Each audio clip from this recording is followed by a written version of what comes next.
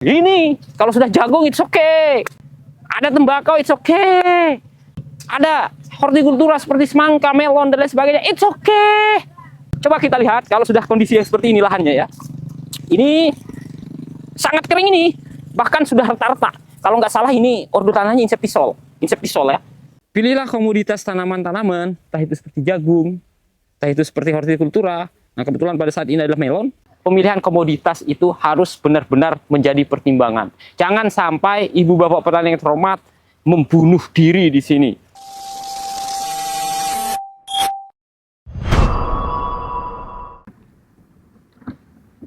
Jumpa lagi bersama saya, Wika.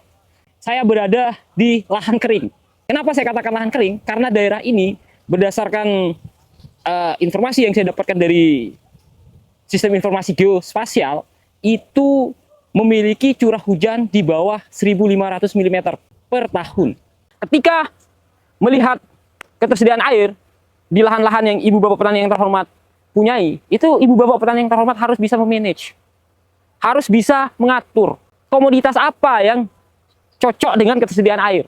Karena ini sangat penting, sangat urgen sini ibu bapak petani yang terhormat. Jangan sampai ibu bapak petani yang terhormat memaksakan untuk menanam padi di MT2 dengan kondisi yang seperti ini.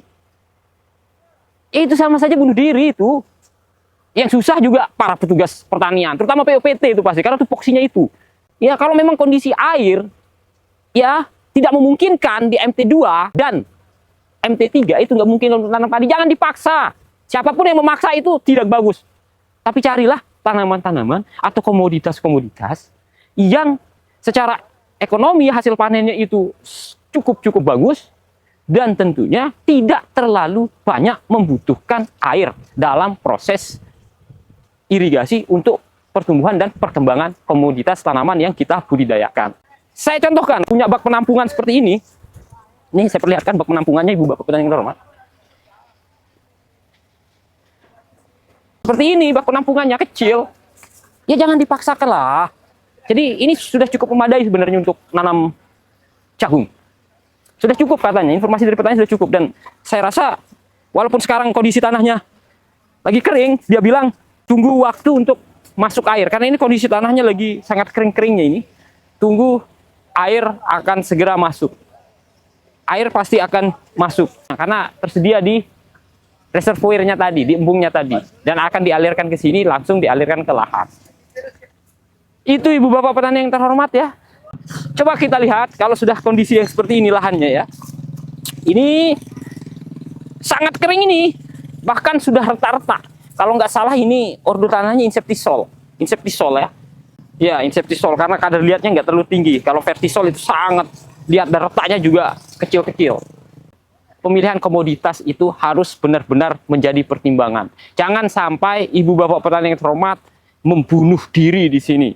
Nah, selain jagung, ibu bapak petani yang terhormat, tanaman yang saya sarankan karena ketersediaan air di MT2 itu tidak cukup untuk melakukan penanaman padi. Ini melon, ibu bapak petani yang terhormat.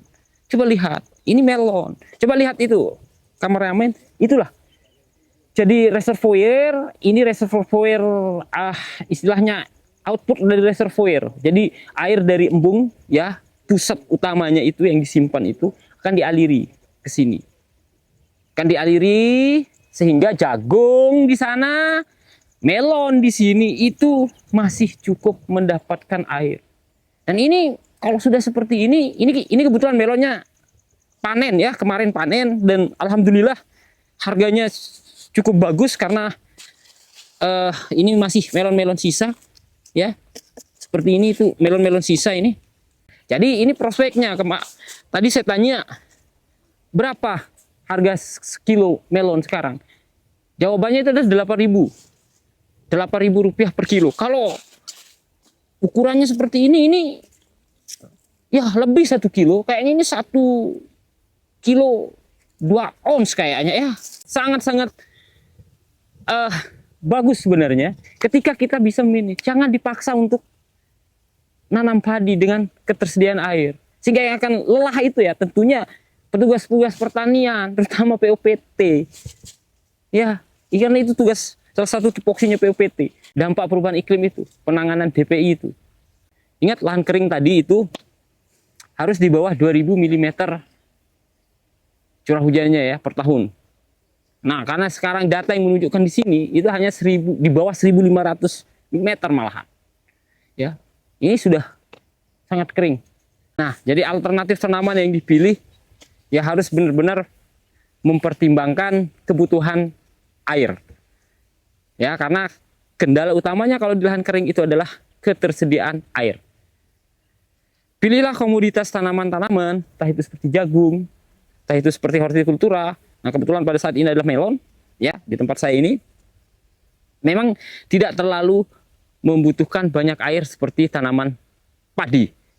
Jangan dipaksa tanam padi, karena pemaksaan itu tidak baik. Kalau ibu bapak petani yang terhormat paksa untuk tanam padi, sama saja dengan bunuh diri. Sama saja ibu bapak petani yang terhormat membuat lelah petugas-petugas pertanian. Harusnya ibu bapak petani yang terhormat dibimbing, dibina, supaya hasilnya panen. Malah ini ibu bapak petani yang terhormat membuat petugas-petugas pertaniannya berpikir bagaimana untuk mendatangkan air jadinya.